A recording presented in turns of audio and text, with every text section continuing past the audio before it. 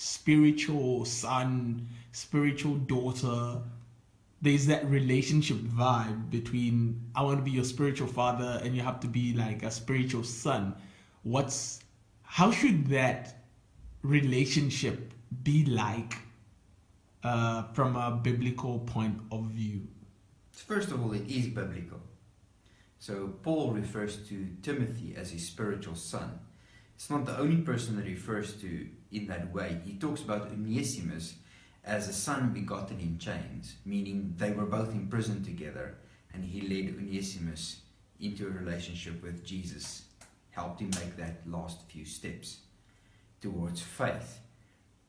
And what Paul did was he would identify the giftings in those young people and then give them opportunity to participate in ministry. So it wasn't about Paul taking care of his spiritual son, or his spiritual son now owing him for life. You are begetting children for the Lord in the Spirit, if you like. This is not about people serving me as the person that begat the other one.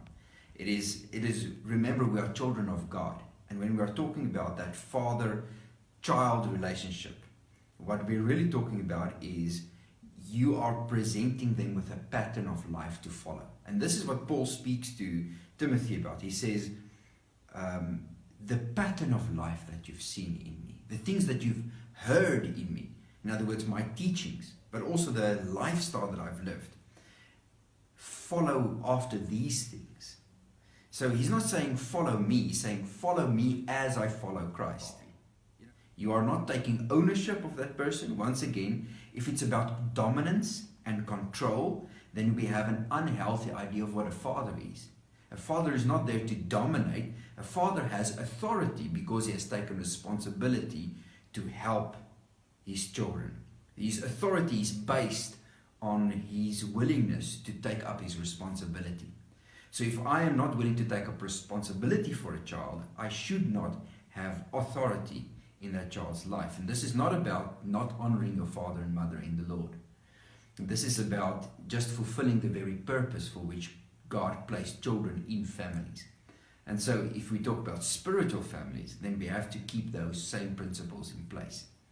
I'm the spiritual father to someone only if I'm helping them, providing them with an example. Because I'm following after Christ so closely.